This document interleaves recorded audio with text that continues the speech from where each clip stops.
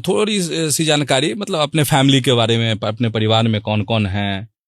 देखिए, हमारे पिताजी शिक्षक थे बाढ़ में, और हम लोग प्राइमरी स्कूल तो अपने ननिहाल गांव का, मिडिल और हाई स्कूल की शिक्षा बाढ़ में ही प्राप्त किए। जी। और उनके मार्गदर्शन में सबसे बड़ी खासियत एक उन्होंने कविता सुनाए थे। बचपन में ही हम पैर दाबते थे, सिखाते थे। अच्छा। उसकी भाव हम तब तक नहीं समझ सके जब तक उनके साथ रहे। हाँ। उनसे जब अलग हुए, हम पॉलिटेक्निक में बाहर घर से निकले, जी। तो वो कविता का कुछ छंद था जी। कि था गुलाब का पेड़ कहीं पर, फूल खिले थे उसमें सुंदर, लड़का एक वहां पर जाकर ढेला सूंघा एक उठाकर, महक रहा था ढेला वैसा, ताजा फूल महकता जैसा, लड़के को हुआ अचंभा भारी, घर को भगा छोर फुलवारी, बाबा से जा पूछा भाई, ढेले में क्यों खुशबू आई। बाबा ने उसको समझाया, तुमने इसे जहां पर पाया, फूल वहां पर गिरते होंगे, इसके ऊपर पड़ते होंगे, इससे इसमें खुशबू आई, संगत का फल ऐसा भाई।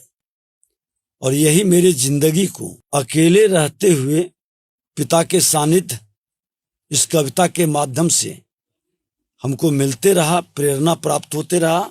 अच्छे लोगों की संगति में कई तरह के उतार चढ़ाव, गरीबी से जब गुजरता है तो कई तरह के उतार चढ़ाव उसकी जिंदगी में आता है, लेकिन ये कविता हमेशा प्रेरणा देते रहा। जी। तो गरीबी देखी है आपने?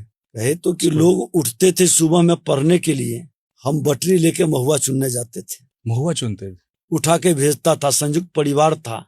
71 की लड़ाई में पिताजी का दरमाहा भी बंद हो गया था।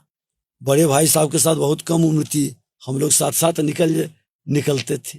4-5 साल के थे। और 71-72 की पीरियड बहुत भयानक रहा है। बड़ी मुश्किल से हम लोग गुजरे हैं वहां से। फुटपाथ पर भी माँ के जेवर बेच के हमारे भाई साहब कपड़ा बेचने का काम शुरू किए थे। और वहां से गांव के लोग, कुछ गोतिया भाई के लोग कहे कि जात से बाढ़ दो, तो ननिहाल के लोग मदद करके दवा के दुकान खुलवाए थे 71 में ही। 71 में। अच्छा। और वहां से फिर सफर हुआ था बिजनेस का। चूंकि भैया कपड़ा बेचते थे, इसलिए समाज के लोगों में इसकी नाराजगी थी। हाँ, हम लोग भी बैठते थे। जब वो खाना खाने आते थे तो हम लोग को किसी को अगोरने के लिए बैठाते थे, फुटपाथ पर बैठते थे। जबकि हम लोग जिस परिवार से आते थे, संयुक्त परिवार था, बंटवारा हो गया था, कई परिस्थिति विपरीत थी उस समय।